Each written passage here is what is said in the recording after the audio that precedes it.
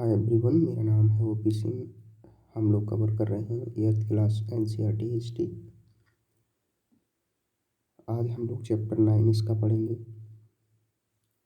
राष्ट्रीय आंदोलन का संगठन 1870 के दशक से लेकर के 1947 तक राष्ट्रीय आंदोलन से संबंधित सारी ही चीज़ें यहाँ पर संक्षिप्त में हम लोग पढ़ेंगे। तो आइए शुरू करते हैं क्लास।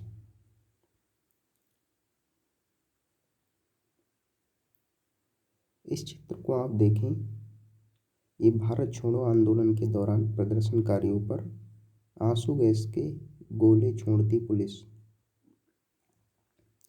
भारत छोड़ो आंदोलन जब चलाया गया था तो ये उस दौरान का चित्र है।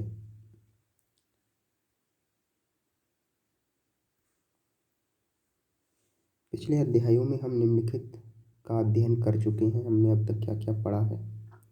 भारतीय भूक्षेत्र पर अंग्रेजों का कब्जा और रियासतों का अधिग्रहण उन्होंने कैसे किया। नए कानूनों और प्रशासकीय संस्थाओं की शुरुआत कैसे की। किसानों और आदिवासियों की ज़िंदगी में कैसे बदलाव आए अंग्रेजों के कानूनों से। 19वीं सदी में आए शैक्षणिक बदलाव। 19वीं सदी में शिक्षा में क्या बदलाव आए। महिलाओं की स्थिति से संबंधित वाद विवाद, जाति व्यवस्था को चुनौतियाँ दी गई, जो कि हमने लास्ट चैप्टर में देखा था। ये सारी चीज़ें सामाजिक और धार्मिक सुधारों के लिए काम किए गए। 1857 का जो विद्रोह था और उसके बाद की स्थिति क्या थी, इस चैप्टर को हमने देखा। हस्तकलाओं का पतन और उद्योगों का विकास कैसे हुआ। ये सारे चैप्टर, ये सारी बातें हम लोगों ने पढ़ी अब तक। इन मुद्दों के बारे में आपने जो कुछ पढ़ा उसके आधार पर क्या आपको ऐसा लगता है कि भारत के लोग ब्रिटिश शासन से असंतुष्ट थे? यदि हाँ, तो विभिन्न समूह और वर्ग क्यों असंतुष्ट थे? ये यूपीएससी मेंस का सीधे प्रश्न भी बन सकता है। तो अब हम लोग इस चैप्टर में काफ़ी चीज़ें समझेंगे। सबसे पहला है राष्ट्रवाद का उदय। राष्ट्रवाद का उदय। उपरोक्त बदलावों ने लोगों को एक अहम सवाल के बारे में सोचने के लिए विवश कर दिया। यह देश क्या है और किसके लिए है। जब ये सारी चीज़ें हुई हमारे देश में, पहले ब्रिटिश शासन स्थापित हुआ, फिर उसके साथ साथ विरोध हुआ, बदलाव आए शिक्षा में, समाज में, तब ये प्रश्न लोगों के सामने आया कि ये देश क्या है और किसके लिए है। इसका जवाब धीरे धीरे इस रूप में सामने आया। भारत का मतलब है यहाँ की जनता। भारत यहाँ रहने वाले किसी भी वर्ग, रंग, जाति, पंथ, भाषा या जेंडर वाले तमाम लोगों का घर है। यह देश और इसके सारे संसाधन और इसकी सारी व्यवस्था उन सभी के लिए है। इस देश के साथ ये एहसास भी सामने आया कि अंग्रेज भारत के संसाधनों व यहाँ के लोगों की ज़िंदगी पर कब्जा जमाए हुए हैं, और जब तक यह नियंत्रण खत्म नहीं होता, भारत यहाँ के लोगों का, भारतीयों का नहीं हो सकता। तो लोगों के मन में ये चीज़ें आईं जब ये सारे बदलाव हुए कि ये देश किसके लिए है, यहाँ के संसाधन किसके लिए हैं। तब उनको ये बात भी समझ आई कि यहाँ के संसाधन किसके लिए हैं, भारतीयों के लिए। भारत भारतीयों के लिए है, लेकिन इस पर तो अंग्रेज़ों का कब्जा है, तो ये भारतीयों के लिए हो नहीं सकता अभी। तो इन्होंने अंग्रेज़ों को भगाने का यहाँ से क्या है, अब प्लानिंग बनाया, और फिर इसी तरह से ये क्रम में एक के बाद एक आंदोलन वगैरह चलते रहे। यह चेतना 1850 के बाद बने राजनीतिक संगठनों में साफ दिखाई देने लगी थी। 1870 और 1880 के दशकों में बने राजनीतिक संगठनों में ये चेतना और गहरी हो चुकी थी। इनमें से ज़्यादातर संगठनों की बागडोर वकील आदि अंग्रेजी शिक्षित पेशेवरों के हाथों में थी। 1870 और 80 के दशकों में बने जो राजनीतिक संगठन थे, उनमें ये बात साफ साफ दिख रही थी। वो इस चीज़ को समझ रहे थे इनमें से ज़्यादातर संगठनों की बागडोर वकील आदि अंग्रेजी शिक्षित पेशेवरों के हाथों में थी। अब जो संगठन थे वो ज़्यादातर वकील चला रहे थे जो अंग्रेजी शिक्षा प्राप्त किए हुए थे। पूना सार्वजनिक सभा, इंडियन एसोसिएशन, मद्रास महाजन सभा, बॉम्बे रेजिडेंसी एसोसिएशन और भारतीय राष्ट्रीय कांग्रेस आदि इस तरह के प्रमुख संगठन थे।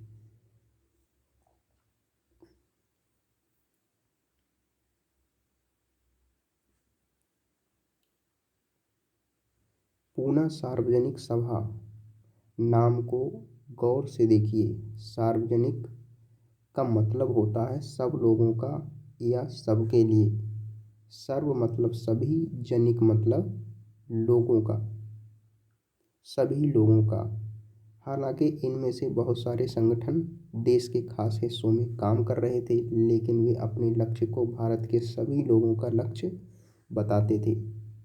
उनके मुताबिक क्या है, उनके लक्ष्य किसी खास इलाके, समुदाय या वर्ग के साथ नहीं थे। वे सोच के साथ काम कर रहे थे कि लोग संप्रभु हैं। संप्रभुता क्या है? बाहरी हस्तक्षेप के बिना स्वतंत्र रूप से कदम उठाने की क्षमता को संप्रभु कहते हैं। तो संप्रभुता एक आधुनिक विचार और राष्ट्रवाद का बुनियादी तत्व होता है। ये संगठन इस धारणा से चलते थे कि भारतीय जनता को अपने मामलों के बारे में फैसले लेने की आज़ादी होनी चाहिए। भारतीय लोग अपने जो भी मामले हैं उनके फैसले खुद लें। तो ये सारे संगठन इसी धारणा को लेकर के चल रहे थे। 1870 और 80 के दशकों में ब्रिटिश शासन के प्रति असंतोष और ज़्यादा गहरा हुआ। ब्रिटिशर्स के प्रति असंतोष क्या है, बढ़ता ही गया। 1878 में आर्म्स एक्ट पारित किया गया, जिसके जरिए भारतीयों द्वारा अपने पास हथियार रखने का अधिकार छीन लिया गया। अब भारतीय हथियार नहीं रख सकते थे। 1878 में जो आर्म्स एक्ट पारित किया गया था, इसके थ्रू उसी 7 साल क्या है वर्नाक्यूलर प्रेस एक्ट भी पारित किया गया, जिससे सरकार की आलोचना करने वालों को चुप कराया जा सके। सरकार की जो आलोचना कर रहे थे उनके खिलाफ वर्नाक्यूलर प्रेस एक्ट लाया गया कि वो सरकार की आलोचना न कर सकें। इस कानून में प्रावधान था कि अगर किसी अखबार में कोई आपत्तिजनक चीज़ छपती है तो सरकार उसकी प्रिंटिंग प्रेस सहित सारी संपत्ति को जब्त कर सकती है। ये वर्नाक्यूलर प्रेस एक्ट था, इसके थ्रू ये प्रावधान किया गया। 1883 में सरकार ने इलवर्ट बिल लागू करने का प्रयास किया। 1883 में इलवर्ट नाम का एक बिल भी लागू करने की कोशिश की गई अंग्रेजों के द्वारा। इसको लेकर काफ़ी हंगामा हुआ। इस विधेयक में प्रावधान किया गया था कि भारतीय न्यायाधीश भी ब्रिटिश या यूरोपीय व्यक्तियों पर मुकदमे चला सकते हैं, ताकि भारत में काम करने वाले अंग्रेज और भारतीय न्यायाधीशों के बीच समानता स्थापित की जा सके। जब अंग्रेजों के विरोध की वजह से सरकार ने ये विधेयक वापस ले लिया, अंग्रेजों के विरोध की वजह से अंग्रेजों ने भी विरोध किया इस विधेयक का, तो भारतीयों ने इस बात का काफ़ी विरोध किया। इस घटना से भारत में अंग्रेजों के असली रवैये का पता चलता है। एलबर्ट बिल लागू करने की कोशिश की सरकार ने, अंग्रेजी सरकार ने, तो सरकार इसको लेकर के काफ़ी विरोध हुआ। इस विधेयक में प्रावधान किया गया था कि भारतीय न्यायाधीश जो हैं वो ब्रिटिश और यूरोपीय व्यक्तियों पर मुकदमे चला सकते हैं, ताकि भारत में काम करने वाले जो अंग्रेज हैं और भारतीय न्यायाधीश हैं उनके बीच समानता स्थापित की जा सके। तो अंग्रेजों ने भी इसका विरोध किया कि कोई भारतीय न्यायाधीश क्या करेगा, उन पर मुकदमा चला सकता है।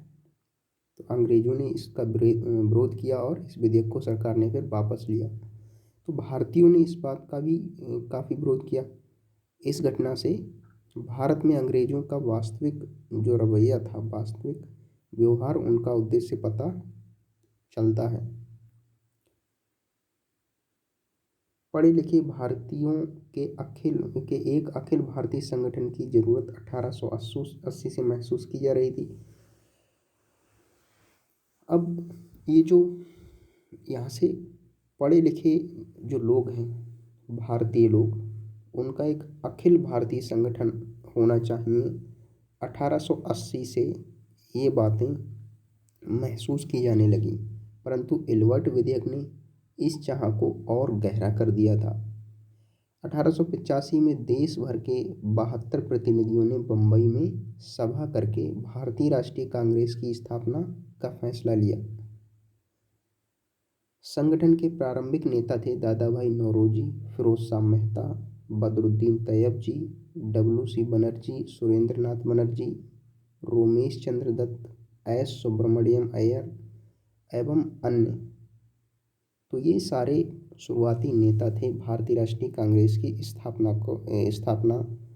के लिए जो संगठन मतलब बम्बई में जो सभा आयोजित हुई थी उसमें प्रायः बम्बई और कलकत्ता के ही थे। और ये सारे लोग कहाँ के थे? बम्बई और कलकत्ता के। नौरोजी व्यवसायी और प्रचारक थे।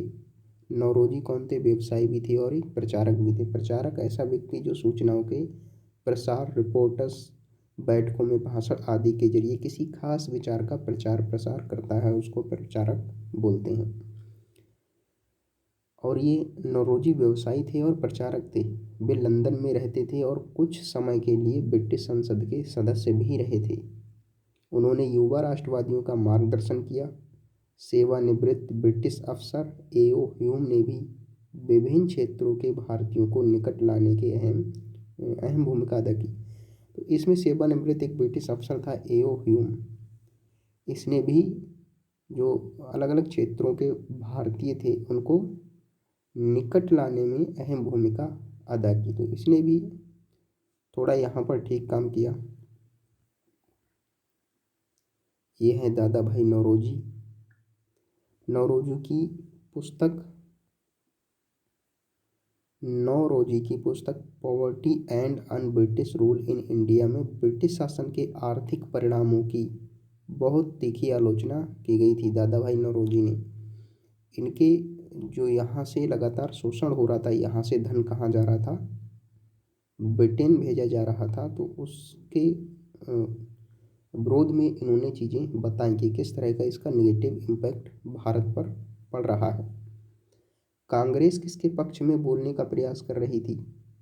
जनवरी 1886 में द इंडियन मिरर नामक अखबार ने लिखा, बम्बई में आयोजित प्रथम राष्ट्रीय कांग्रेस हमारे देश की भावी संसद का केंद्रक है और ये हमारे देशवासियों के लिए अकल्पनीय रूप से लाभकारी परिणामों को जन्म देगी।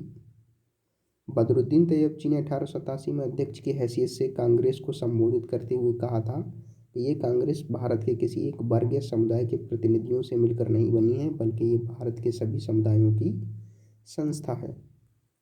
मतलब एक सामूहिक रूप यहाँ से उभरता हुआ दिखाई देता है। गतिविधि क्या है? शुरुआत से ही कांग्रेस सभी भारतीय लोगों के हक में और उनकी ओर से बोलने का संकल्प व्यक्त कर रही थी। कांग्रेस ने ऐसा क्यों किया? ताकि राष्ट्रीय भावना जागृत हो और अंग्रेजों को यहाँ से क्या है, भगाया जा सके।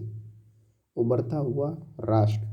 अक्सर कहा जाता है कि अपने पहले 20 सालों में कांग्रेस अपने उद्देश्य और तरीकों के लिहाज से मध्यमार्गी पार्टी थी। इस दौरान कांग्रेस ने सरकार और शासन में भारतीयों को और ज़्यादा जगह दिए जाने के लिए आवाज़ उठाई। क्या कहा जाता है कि अपने पहले 20 सालों में कांग्रेस अपने उद्देश्य और तरीकों के लिहाज से मध्यमार्गी पार्टी थी।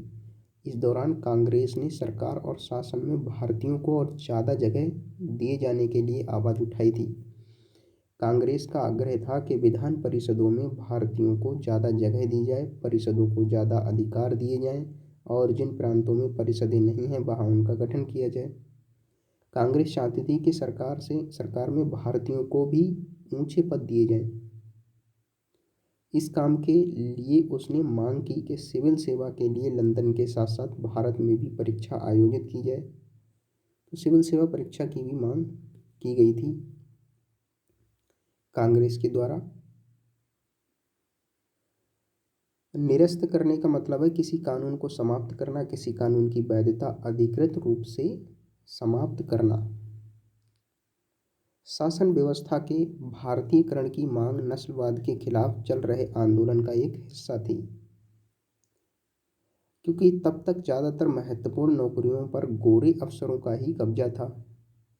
अंग्रेज आमतौर पर ये मानकर चलते थे कि भारतीयों को जिम्मेदारी भरे पद नहीं दिए जा सकते, क्योंकि अंग्रेज अफसर अपने भारी भरकम वेतन का एक बड़ा हिस्सा ब्रिटेन भेज देते थे। ये अंग्रेजों का मानना था कि भारतीयों को जिम्मेदारी वाले पद नहीं दिए जा सकते, क्योंकि अंग्रेज अफसर हैं वो क्या हैं, अपने वेतन का काफ़ी बड़ा हिस्सा कहाँ भेज रहे थे, ब्रिटेन। इसलिए लोगों को उम्मीद थी कि भारतीयकरण से यहाँ की धन संपत्ति भी कुछ हद तक भारत में रुकने लगेगी। भारतीयों की मांग थी कि न्यायपालिका को कार्यपालिका से अलग किया जाए, आर्म्स एक्ट को निरस्त किया जाए, जो हथियार रखने के प्रतिबंध के लिए बनाया गया था आर्म्स एक्ट, उसको निरस्त किया जाए और अभिव्यक्ति व बोलने की स्वतंत्रता दी जाए। ये भारतीयों की मांग थी।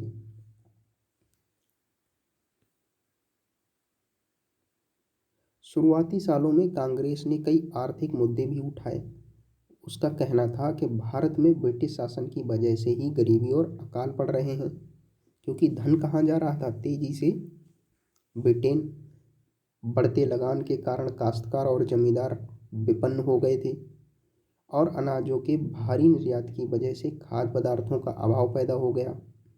कांग्रेस की मांग थी कि लगान कम किया जाए, फौजी खर्चों में कटौती की जाए और सिंचाई के लिए ज़्यादा अनुदान दिए जाएं।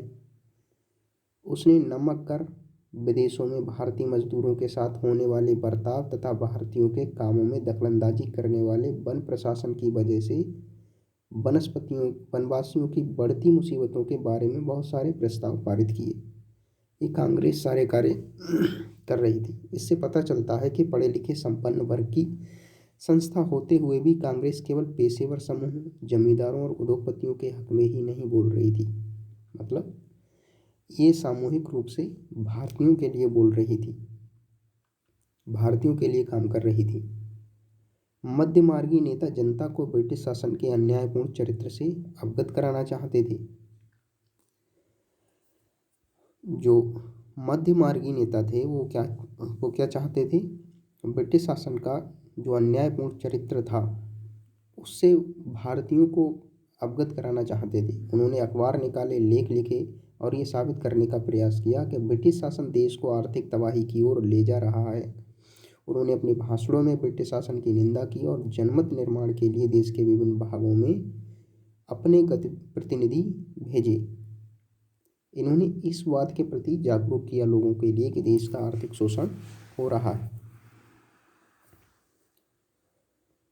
लेकिन मध्यमार्गियों को ये भी लगता था कि अंग्रेज स्वतंत्रता व न्याय के आदर्शों का सम्मान करते हैं, इसलिए वे भारतीयों की न्याय संगत मांगों को स्वीकार कर लेंगे।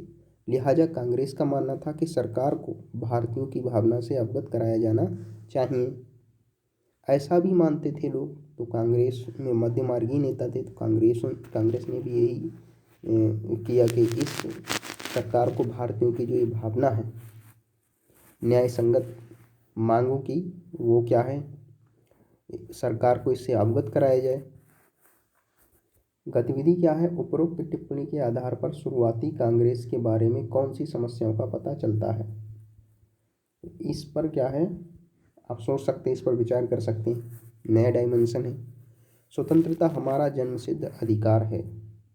1890 के दशक तक बहुत सारे लोग कांग्रेस के राजनीतिक तौर तरीकों पर सवाल खड़ा करने लगे थे। 1890 के दशक तक कांग्रेस के राजनीतिक तौर तरीकों पर सवाल खड़े होना शुरू हुए। बंगाल, पंजाब, महाराष्ट्र में बिपिन चंद्र पाल, बाल गंगाधर तिलक और लाला लाजपत राय जैसे नेता ज़्यादा आमूल परिवर्तनवादी उद्देश्य और पद्धतियों के अनुरूप काम करने लगे थे। उन्होंने निवेदन की राजनीति के लिए नरमपंथियों की आलोचना की और आत्मनिर्भरता तथा रचनात्मक कामों के महत्व पर जोर दिया। नरमपंथी निवेदन की राजनीति का इन लोगों ने विरोध किया। इसमें बिपिन चंद्र पाल, बाल गंगाधर तिलक, लाला लाजपत राय, ये लोग शामिल थे।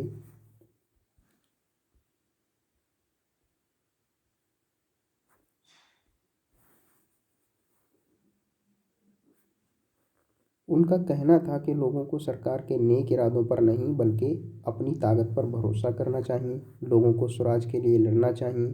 तिलक ने नारा दिया, स्वतंत्रता मेरा जन्मसिद्ध अधिकार है और मैं इसे लेकर रहूँगा। इनका उद्देश्य था धर्मपंथियों के अदर इन लोगों का कि हमें स्वतंत्रता लेकर ही यहाँ पर क्या है रहना उचित है।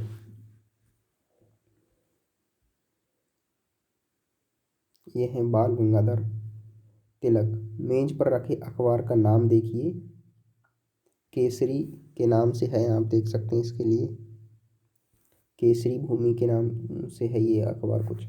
तिलक के संपादन में निकलने वाला मराठी अखबार था केसरी। ब्रिटिश शासन का कट्टर आलोचक बन गया था ये अखबार, केसरी के नाम से निकाला गया था। और ये जो अखबार था वो बाल गंगाधर तिलक के संपादन में मराठी में निकाला गया था ये।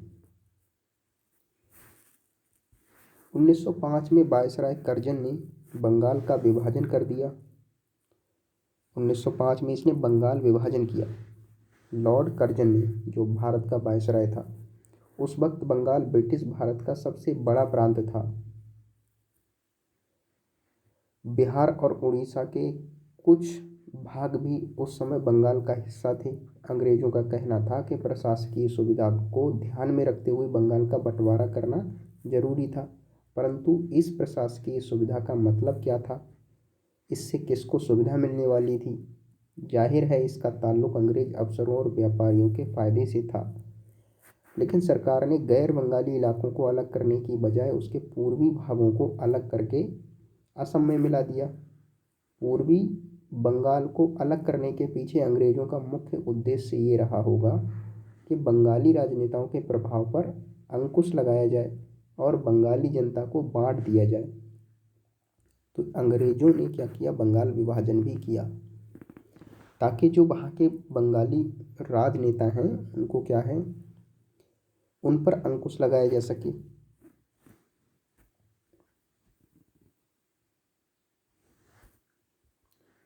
बंगाल के विभाजन से देश भर में गुस्से की लहर फैल गई। मध्यमार्गी और आमूल परिवर्तनवादी कांग्रेस के सभी धड़ों ने इसका विरोध किया। विशाल जनसभाओं का आयोजन किया गया और जुलूस निकाले गए। प्रतिरोध के नए नए रास्ते ढूंढे गए। इससे जो संघर्ष उपजा उसे स्वदेशी आंदोलन के नाम से जाना जाता है।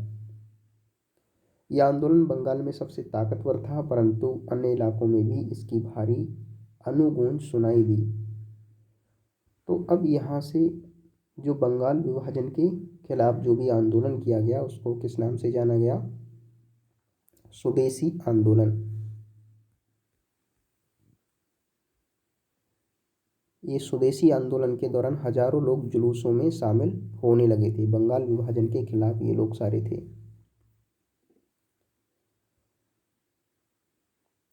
तो बंगाल, ये आंदोलन जो था बंगाल में सबसे ज़्यादा जोर शोर से ये चलाया गया, लेकिन अन्य इलाकों में भी ये इसका विरोध किया गया बंगाल विभाजन का। जैसे कि आंध्र के डेल्टा इलाकों में इसे वंदे मातरम आंदोलन के नाम से जाना जाता है। स्वदेशी आंदोलन ने ब्रिटिश शासन का विरोध किया और स्वयं सहायता, स्वदेशी उद्यमों, राष्ट्रीय शिक्षा और भारतीय भाषा के उपयोग को बढ़ावा दिया। स्वराज के लिए आमूल परिवर्तनवादी ने जनता को लामबंद करने और ब्रिटिश संस्थानों और वस्तुओं के बहिष्कार पर जोर दिया। इन लोगों ने स्वराज को लागू करने के लिए और ब्रिटिश संस्थाओं व वस्तुओं के बहिष्कार पर इन्होंने जोर दिया। कुछ लोग ब्रिटिश शासन को उखाड़ फेंकने के लिए क्रांतिकारी हिंसा के समर्थक भी थे। 20वीं शताब्दी के प्रारंभिक दशकों में कई दूसरी महत्वपूर्ण घटनाएं भी घटी। 20वीं शताब्दी के शुरुआती दशकों में 1906 में मुसलमान जमींदार और नवाबों के एक समूह ने ढाका में ऑल इंडिया मुस्लिम लीग का गठन किया। 1906 में मुसलमान जमींदार और नवाबों का एक समूह था जिसने ढाका में, क्योंकि बांग्लादेश पहले भारत का हिस्सा था, तो ढाका में ऑल इंडिया मुस्लिम लीग का गठन किया। लीग ने बंगाल विभाजन का समर्थन किया। ये जो लीग थी ऑल इंडिया मुस्लिम लीग, इसने बंगाल विभाजन का समर्थन किया था। लीग की मांग थी कि मुसलमानों के लिए अलग निर्वाचन की व्यवस्था की जाए। 1909 में सरकार ने ये मांग मान ली। तो ये ऑल इंडिया मुस्लिम लीग के लोगों ने बंगाल विभाजन का इन्होंने क्या है समर्थन किया और इसकी मांग थी कि मुसलमानों के लिए अलग से निर्वाचन व्यवस्था की जाए। 1909 में सरकार ने ये मांग स्वीकार कर ली। अब परिषदों में कुछ सीटें मुसलमान उम्मीदवारों के लिए आरक्षित कर दी गईं, जिन्हें मुस्लिम मतदाताओं द्वारा ही चुनकर भेजा जाना था। यहाँ से क्या है, फूट की राजनीति, हिंदू मुसलमान के बीच फूट की राजनीति शुरू हुई अंग्रेजों की। लाला लाजपत राय लाला लाजपत राय पंजाब के जाने माने राष्ट्रवादियों में से थे। वह याचिका और निवेदनों की राजनीति का विरोध करने वाले आमूल परिवर्तनवादी के एक प्रमुख नेता थे। वह आर्य समाज के भी सक्रिय सदस्य थे, तो ये आर्य समाज से भी जुड़े थे। अब यहाँ पर मुस्लिम लीग ने क्या किया, ये विभाजन का समर्थन किया और अपने लिए मुसलमानों के लिए क्या किया, अलग से निर्वाचन व्यवस्था की मांग की। अंग्रेजों ने तुरंत ही इसको स्वीकार कर लिया। इससे राजनेताओं में क्या हुआ, इससे राजनेताओं में अपने धार्मिक समुदाय के लोगों को अपना राजनीतिक समर्थक बनाने का लालच पैदा हो गया। यहीं से क्या है, संप्रदायवाद एक तरह से पैदा हुआ। 1907 में कांग्रेस टूट गई। मध्यमार्गी धड़ा बहिष्कार की राजनीति के विरुद्ध था। तो मध्यमार्गी जो लोग थे वो क्या थे, राजनीति के विरुद्ध थे ये लोग। 1907 में कांग्रेस भी क्या है, इसमें भी विरोध हुआ इसके लोगों में। इन लोगों का मानना था कि इसके लिए बल प्रयोग की आवश्यकता होती है, जो कि सही नहीं है। संगठन टूटने के बाद कांग्रेस पर मध्यमार्गी का दबदबा बन गया, जबकि तिलक के अनुयायी बाहर से काम करने लगे। दिसंबर 1915 में दोनों खेमों में एक बार फिर एकता स्थापित हुई। अगले साल कांग्रेस और मुस्लिम लीग के बीच ऐतिहासिक लखनऊ समझौते पर दस्तखत हुए, कांग्रेस और मुस्लिम लीग के बीच, और दोनों संगठनों ने देश में प्रतिनिधिक सरकार के गठन के लिए मिलकर काम करने का फैसला लिया। तो इन लोगों के बीच भी आपस में क्या है, मतभेद हुए, लेकिन 1915 में फिर से ये लोग एक समूह में जुट गए, कांग्रेस और मुस्लिम लीग। ये भी इनके भी बीच, इन दोनों संगठनों के बीच भी समझौता हुआ। क्रांतिकारी हिंसा क्या है, समाज में आमूल बदलाव लाने के लिए हिंसा का उपयोग करना, इसको क्रांतिकारी हिंसा बोलते हैं। परिषद का मतलब क्या है, प्रशासकीय, सलाहकारी या प्रातिनिधिक दायित्वों को निभाने वाली मनोनीत या निर्वाचित संस्था होती है परिषद। जन राष्ट्रवाद का उदय 1919 के बाद अंग्रेजों के खिलाफ चल रहा संघर्ष धीरे धीरे एक जन आंदोलन में तब्दील हो गया। 1919 में जैसे जैसे आज़ादी की तरफ बढ़ेंगे, आप देखेंगे कैसे परिवर्तन हो रहे हैं इसमें। किसान, आदिवासी, विद्यार्थी और महिलाएं बड़ी संख्या में इस आंदोलन में जुड़ते गए। सभी लोग थे इसमें। कई बार औद्योगिक मजदूरों ने भी आंदोलन में योगदान दिया। 20 के दशक से कुछ खास व्यावसायिक समूह भी कांग्रेस को सक्रिय समर्थन देने लगे थे। ऐसा क्यों हुआ? व्यावसायिक समूह भी क्या है, इसमें भाग लिए, मजदूर भी इसमें भाग लिए इस आंदोलन में। पहले विश्व युद्ध ने भारत की आर्थिक और राजनीतिक स्थिति बदल दी थी। इस युद्ध की वजह से ब्रिटिश भारत सरकार के रक्षा व्यय में भारी इजाफा हुआ था।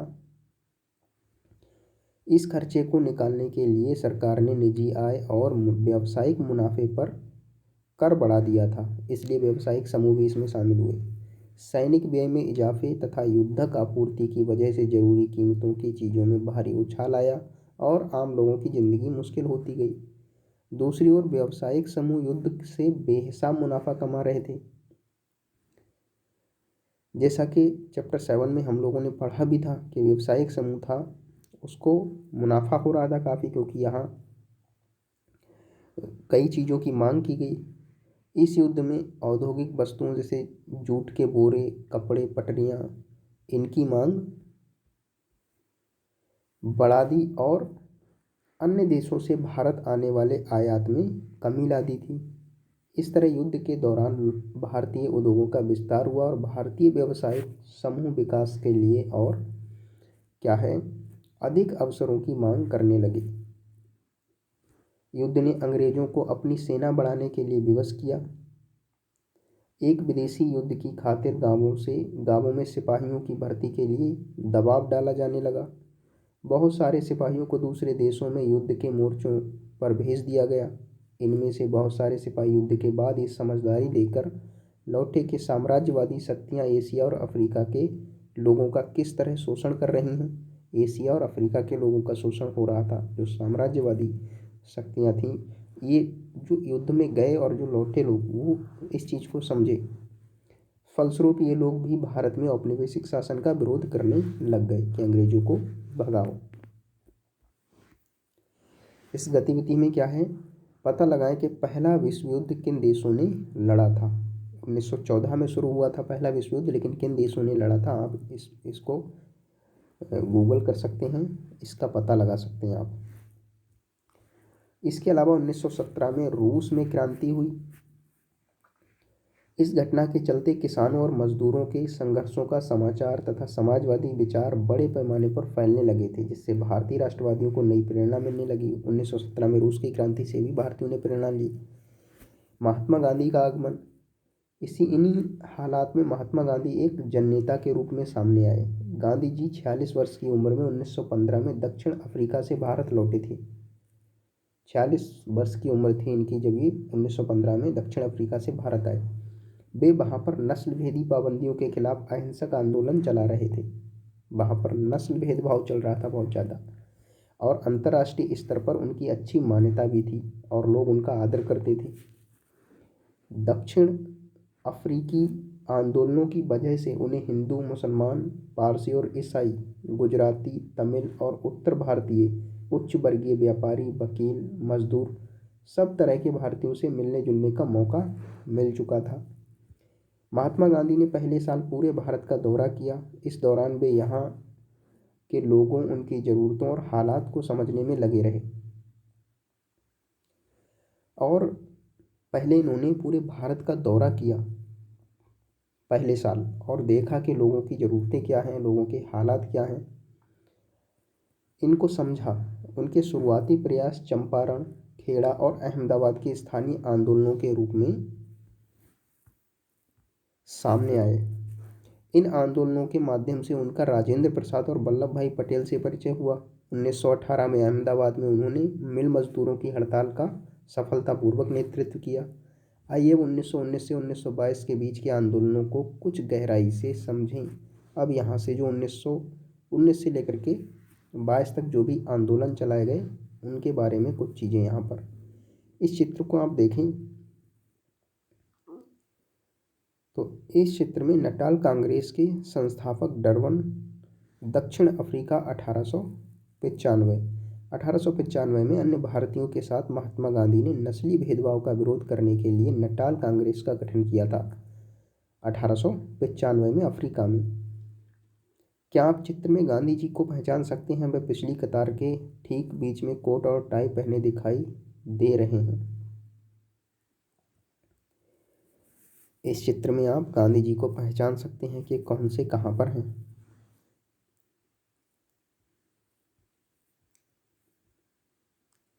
अब यहाँ से हम लोग देखते हैं रॉलेट सत्याग्रह। जलियांवाला बाग हत्याकांड के बारे में जानकारियाँ इकट्ठा करें। जलियांवाला बाग क्या है, यहाँ किस तरह के अत्याचार हुए, ये अत्याचार कैसे हुए। अब ये एक आपके लिए प्रोजेक्ट की तरह है, तो इसे आप कहीं से भी गूगल करें या कहीं से भी देखें, और इसके लिए क्या है, एक आप ऐसे टाइप लिख सकते हैं इस पर। रॉलेट सत्याग्रह 1919 में गांधी जी ने अंग्रेजों द्वारा हाल ही में पारित किए गए रॉलेट कानून के खिलाफ सत्याग्रह का आह्वान किया। ये कानून अभिव्यक्ति की स्वतंत्रता जैसे मूलभूत अधिकारों पर अंकुश लगाने और पुलिस को और ज़्यादा अधिकार देने के लिए लागू किया गया था। अभिव्यक्ति की स्वतंत्रता पर अंकुश लगाने के लिए, जो कि एक फंडामेंटल राइट्स होना चाहिए और है भी, और पुलिस को और ज़्यादा अधिकार देने के लिए ये लागू किया गया था। पुलिस को और अधिकार दिए गए। महात्मा गांधी, मोहम्मद अली जिन्ना, तथा अन्य नेताओं का मानना था कि सरकार के पास लोगों की बुनियादी स्वतंत्रताओं पर अंकुश लगाने का कोई अधिकार नहीं है। उन्होंने इस कानून को शैतान की करतूत और निरंकुशवादी बताया।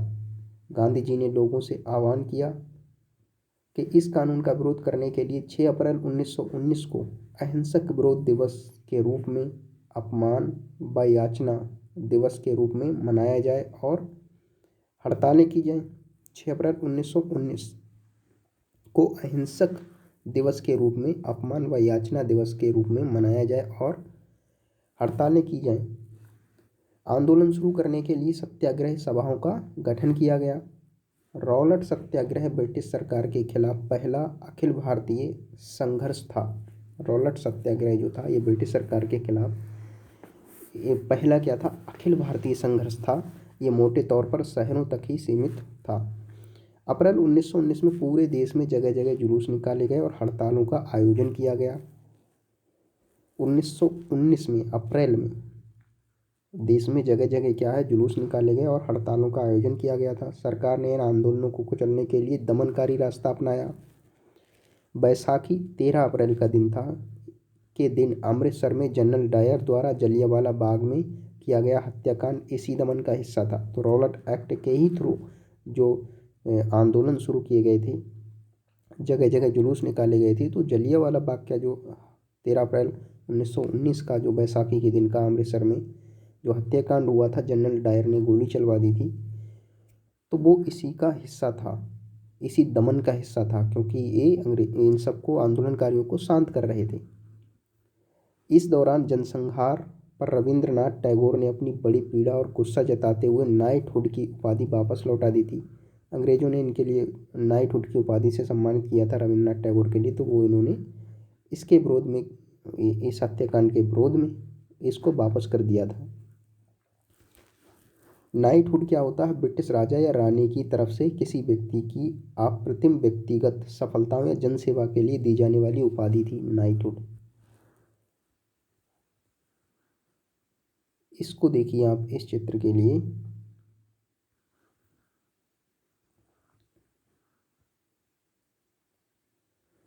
वह परिसर जहां जनरल डायर ने लोगों की सभा पर गोलियां चलाई थीं। बाद के इस चित्र में लोग दीवार पर बने गोलियों के निशानों की तरफ इशारा कर रहे हैं। तो ये दीवार पर जो निशान बने हैं ये गोलियों के निशान हैं। यही वह जगह है जहां पर क्या है, सभा आयोजित की गई थी रॉलेट एक्ट के विरोध में।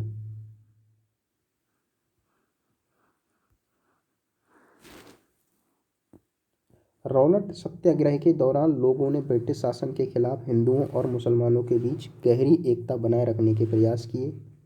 महात्मा गांधी भी यही चाहते थे। उनकी राय में भारत यहाँ रहने वाले सभी लोगों यानी सभी हिंदुओं, मुसलमानों और अन्य धर्मों के लोगों का देश है।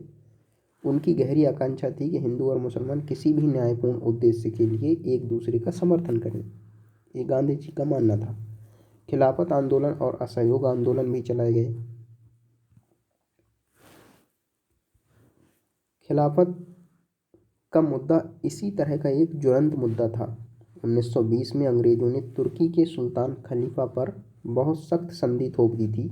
1920 में अंग्रेजों ने जो तुर्की का सुल्तान था, जिसको खलीफा बोलते थे, उस पर बहुत सख्त संधि को शर्तें थोपी गईं, संधि शर्तें।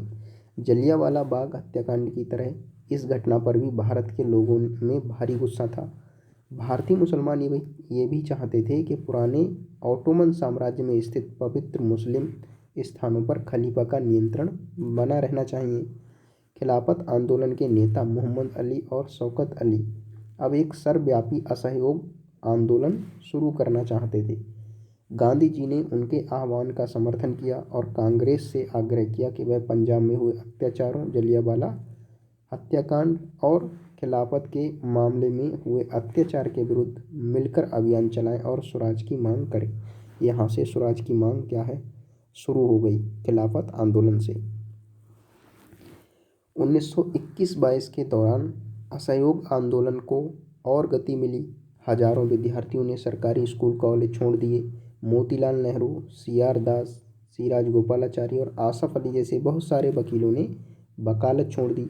अंग्रेजों द्वारा दी गई उपाधियों को वापस लौटा दिया और विधानमंडलों का बहिष्कार किया। जगह जगह लोगों ने विदेशी कपड़ों की होली जलाई। 1920 से 1922 के बीच विदेशी कपड़ों के आयात में क्या हुआ, भारी गिरावट आई। परंतु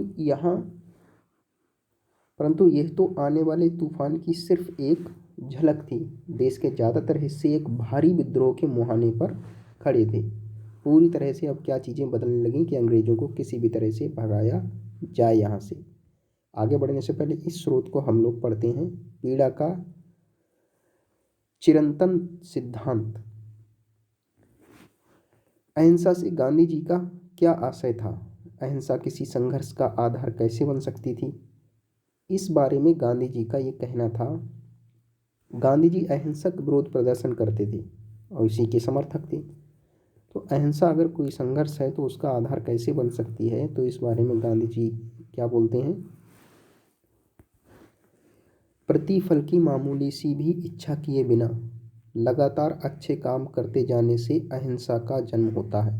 प्रतिफल की मामूली सी भी इच्छा किए बिना, मतलब आपको कोई फल मिलेगा आप जो कर रहे हैं उसकी बिल्कुल भी इच्छा किए बिना अच्छे काम करते जाने से अहिंसा का जन्म होता है।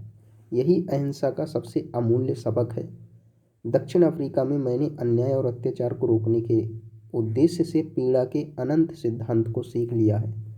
इसका सकारात्मक आशय अहिंसा से है। इसके लिए आपको किसी भी व्यक्ति के हाथों खुशी खुशी पीड़ा सहने के लिए तैयार रहना चाहिए और आप किसी के प्रति दुर्भावना नहीं रखेंगे, यहाँ तक कि आपके साथ बुरा करने वालों के साथ भी नहीं। महात्मा गांधी 12 मार्च 1938 का उनकी ये बातें हैं। महात्मा गांधी अहिंसा के समर्थक थे।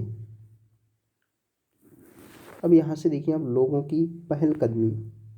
कई जगहों पर लोगों ने ब्रिटिश शासन का अहिंसक विरोध किया, लेकिन कई स्थानों पर विभिन्न वर्गों और समूह ने गांधी जी के आह्वान के अपने हिसाब से अर्थ निकाले और इस तरह के रास्ते अपनाए जो गांधी जी के विचारों से मेल नहीं खाते थे। सभी जगह लोगों ने अपने आंदोलनों को स्थानीय मुद्दों के साथ जोड़कर आगे बढ़ाया। आइए ऐसे कुछ उदाहरणों पर विचार करें हम लोग। घेरेबंदी का मतलब होता है लोगों को किसी इमारत या दुकान में जाने से रोकने के लिए किया जाने वाला विरोध प्रदर्शन, उसको घेरेबंदी बोलते हैं। खेड़ा गुजरात में पाटीदार किसानों ने अंग्रेजों द्वारा थोप दिए गए भारी लगान के खिलाफ अहिंसक अभियान चलाया। गुजरात के खेड़ा जो स्थान है यहाँ के जो किसान थे उन्होंने, क्योंकि उन पर ज़्यादा लगान थोप दिया गया था, ज़्यादा लगान वसूला जा रहा था, तो इसके वजह से इन लोगों ने अहिंसक अभियान चलाया इसके खिलाफ। तटीय आंध्र प्रदेश और तमिलनाडु के भीतरी भागों में शराब की दुकानों की घेरेबंदी की गई। आंध्र प्रदेश के गुंटूर जिले में आदिवासी और गरीब किसानों ने बहुत सारे वन सत्याग्रह किए। इन सत्याग्रहों में कई बार ये चराई शुल्क अदा किए बिना भी अपने जानवरों को जंगल में छोड़ देते थे। चराई शुल्क देना पड़ता था, अंग्रेजों ने लगा रखा था। उनका विरोध इसलिए था क्योंकि औपनिवेशिक सरकार ने वन संसाधनों पर उनके अधिकारों को बहुत सीमित कर दिया था, इसलिए ये लोग भी विरोध कर रहे थे। उन्हें यकीन था कि गांधी जी उन पर लगे कर कम करा देंगे और वन कानूनों को ख़त्म करा देंगे। बहुत सारे वन गांवों में किसानों ने स्वराज का ऐलान कर दिया, क्योंकि उन्हें उम्मीद थी कि गांधी राज जल्दी ही स्थापित होने वाला है। सिंध मौजूदा पाकिस्तान का हिस्सा है जो, इसमें मुस्लिम व्यापारी और किसान खिलाफत के आह्वान पर बहुत उत्साहित थे। यहाँ मुस्लिम व्यापारी और किसान लोग भी जो खिलाफत का आह्वान किया गया था इसके लिए ये लोग भी क्या है तैयार थे। बंगाल में भी खिलाफत असहयोग के गठबंधन में ज़बरदस्त सांप्रदायिक एकता को जन्म दिया और राष्ट्रीय आंदोलन को नई ताकत प्रदान की। महंत कौन होते हैं? सिख गुरुद्वारों के धार्मिक कर्ताधर्ता को महंत बोलते हैं। गैर कानूनी बेदखली का मतलब है पटाईदारों को उनके पट्टे से जबरन और गैर कानूनी ढंग से निकाल देना, गैर कानूनी बेदखली।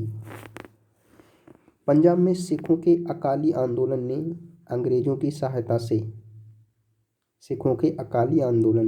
अंग्रेजों की सहायता से गुरुद्वारों में जमे बैठे भ्रष्ट महंतों को हटाने के लिए आंदोलन चलाया।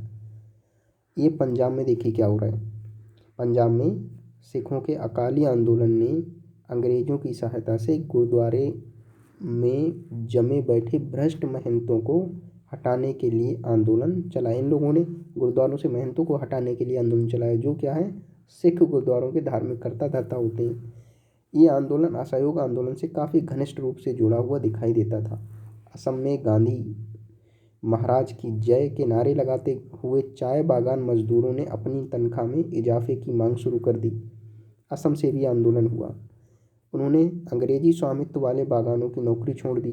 उनका कहना था कि गांधी जी भी यही चाहते हैं। उस दौर के बहुत सारे असमिया वैष्णव गीतों में कृष्ण की जगह गांधी राज का यशगान किया जाने लगा। तो सबको गांधी जी से आशा थी।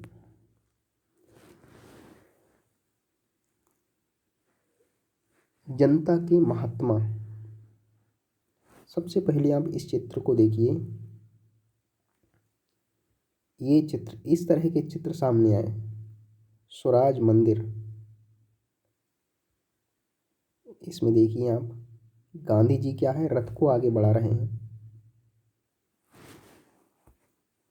महात्मा गांधी की जनता से उपजी एक छवि। महात्मा गांधी के लिए जनता इस तरह से देखने लगी थी। जनता से उपजी छवियों में भी महात्मा गांधी को अक्सर एक दैवी शक्ति के रूप में दिखाया जाता रहा था। इस तस्वीर में वह कृष्ण के सारथी बने हैं, मार्गदर्शन कर रहे हैं। वह अंग्रेजों के खिलाफ युद्ध में अन्य राष्ट्रवादी नेताओं का मार्गदर्शन कर रहे हैं। बाकी सब पीछे दिखाए गए हैं। यहाँ पर क्या है, कृष्ण को दिखाया गया है। ये गांधी जी हैं, लाल बहादुर शास्त्री झंडा लिए खड़े हैं, और ये सुभाष चंद्र बोस, और ये लोग आगे हैं इनके रक्षक। तो जनता के महात्मा, इन उदाहरणों के आधार पर हम देख सकते हैं कि कई जगह के लोग गांधी जी को एक तरह का मसीहा, एक ऐसा व्यक्ति मानने लगे थे जो उन्हें मुसीबतों और गरीबी से छुटकारा दिला सकता है। गांधी जी वर्गीय टकरावों की बजाय वर्गीय एकता के समर्थक थे, परंतु किसानों को लगता था कि गांधी जी जमींदारों के खिलाफ उनके संघर्ष में मदद देंगे। गांधी जी वर्गीय टकरावों की बजाय वर्गीय एकता के समर्थक थे। जो अलग अलग वर्ग थे तो वो आपस में उनमें क्या है, एकता स्थापित हो। लेकिन किसानों को लगता था कि गांधी जी जमींदारों के खिलाफ उनके संघर्ष में मदद देंगे। किसान ये समझते थे कि जो जमींदार शोषण कर रहे थे वो उनके खिलाफ उनके संघर्ष में मदद करेंगे। खेतीहर मजदूरों को यकीन था कि गांधी जी उन्हें ज़मीन दिला देंगे। कई बार आम लोगों ने खुद अपनी उपलब्धियों के लिए भी गांधी जी को श्रेय दिया। उदाहरण के लिए एक शक्तिशाली आंदोलन के बाद संयुक्त प्रांत, जो उत्तर प्रदेश है वर्तमान का, स्थित प्रतापगढ़ के किसानों ने पट्टेदारों की गैर कानूनी बेदखली को रुकवाने में सफलता पा ली थी, परंतु उन्हें लगता था कि ये सफलता उन्हें गांधी जी की वजह से मिली है। कई बार गांधी जी का नाम लेकर आदिवासियों और किसानों ने ऐसी कार्रवाइयां भी की जो गांधीवादी आदर्शों के अनुरूप नहीं थीं। स्रोत 4 क्या कहता है, वही थे जिन्होंने प्रतापगढ़ में बेदखली रुकवाई थी। प्रतापगढ़ उत्तर प्रदेश का हिस्सा है, तो यहाँ के किसानों ने कहा था। इलाहाबाद जिले में किसान आंदोलन पर CID द्वारा तैयार की गई जनवरी 1921 की रिपोर्ट का एक अंश। दूर दराज के गांवों में भी गांधी जी के नाम का सिक्का जितना चलने लगा है, उसे देखकर अचंभा होता है। किसी को भी पता नहीं कि वह कौन है या क्या है, फिर भी सबने मान लिया है कि वे जो कहते हैं वह सही है और उनका जो भी आदेश है वह पूरा होना चाहिए। वह एक महात्मा या साधु, एक पंडित, इलाहाबाद के एक ब्राह्मण, यहाँ तक के एक देवता हैं। उनके नाम की असली ताकत का अंदाज़ा इस बात से लगाया जा सकता है कि प्रतापगढ़ के लोग मानते हैं कि उन्होंने ही बेदखली रुकवाई थी। आमतौर पर गांधी जी को लोग सरकार का विरोधी नहीं मानते, बल्कि केवल जमींदारों का विरोधी मानते हैं। हम गांधी जी और सरकार के पक्ष में हैं। ये इलाहाबाद जिले में किसान आंदोलन पर जो CID थी उसके द्वारा तैयार की गई जनवरी 1921 की रिपोर्ट का ये अंश है। यहाँ पर गतिविधि क्या कहती है, स्रोत 4 को पढ़ें। पढ़ लिया स्रोत 4। इस रिपोर्ट के मुताबिक लोग महात्मा गांधी को किस तरह देखते थे? आपकी राय में लोग ऐसा क्यों सोचते थे कि गांधी जी जमींदारों के विरोधी हैं? परंतु सरकार के विरोधी नहीं हैं। आपकी राय में लोग गांधी जी के अनुयायी क्यों थे? तो आप इस पर एक लंबा लेख लिख सकते हैं। अभी आपने सारी चीज़ें पढ़ी हैं। 1922 से 1929 की घटनाएं। महात्मा गांधी हिंसक आंदोलनों के विरुद्ध थे। अब यहाँ से 1922 से लेकर के 1929 में कुछ घटनाएं हुई। 1919 से 1922 के हमने घटनाएं देख ली। अब 1922 से लेकर के 1929 तक की घटनाएं। महात्मा गांधी हिंसक आंदोलनों के विरुद्ध थे। इसी कारण फरवरी 1922 में जब किसानों की एक भीड़ ने चौरी चौरा पुलिस थाने पर हमला कर उसे जला दिया तो गांधी जी ने अचानक असहयोग आंदोलन वापस ले लिया। तो हिंसा के तो विरोधी वैसे ही थे गांधी जी। इस कारण से फरवरी 1922 में किसानों की भीड़ ने क्या किया, चौरा चौरी एक पुलिस चौकी थी उस पर हमला कर दिया, उसको जला दिया।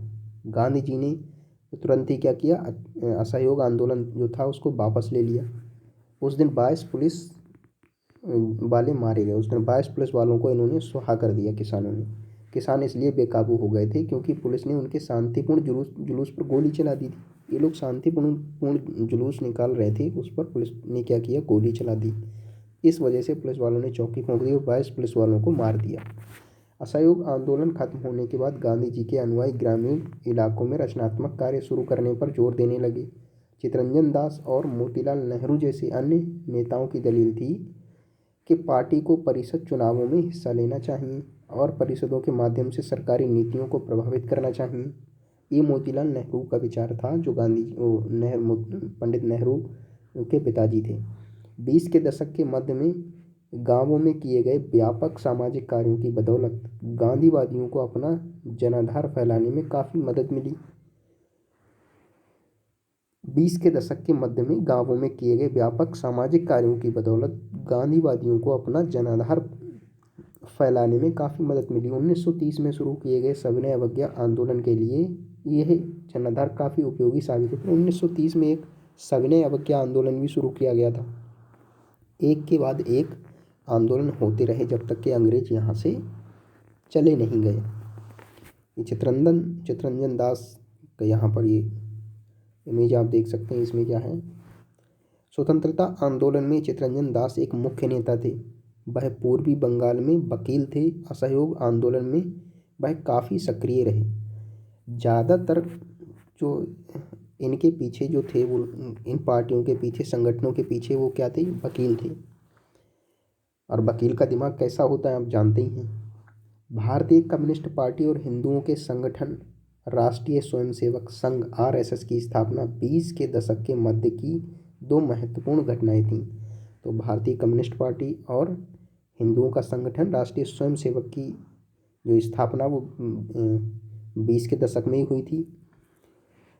और इसके मध्य की ये क्या थी, ये दो महत्वपूर्ण घटनाएं थीं इस समय की। भारत के भविष्य को लेकर इन पार्टियों की सोच में गहरा फर्क रहा है। अपने अध्यापकों की सहायता से उनके विचारों के बारे में पता लगाएं कि इस पार्टी और इस पार्टी का क्या क्या विचार है। RSS आज भी आप देख सकते हैं। और भारतीय कम्युनिस्ट पार्टी, उसी दौरान क्रांतिकारी राष्ट्रवादी भगत सिंह भी सक्रिय थे। इसी समय भगत सिंह भी हुए। इस दशक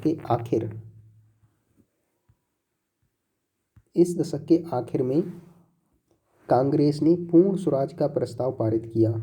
जवाहरलाल नेहरू की अध्यक्षता में 1929 में पारित किए गए इस प्रस्ताव के आधार पर 26 जनवरी 1930 को पूरे देश में स्वतंत्रता दिवस मनाया गया।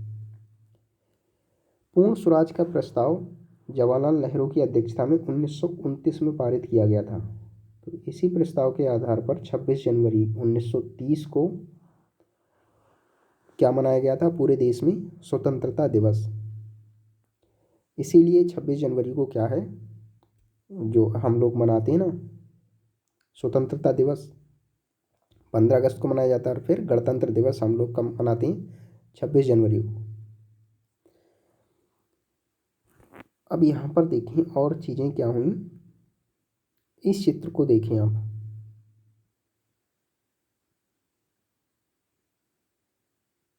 Simon go back, Simon commission का विरोध किया गया था।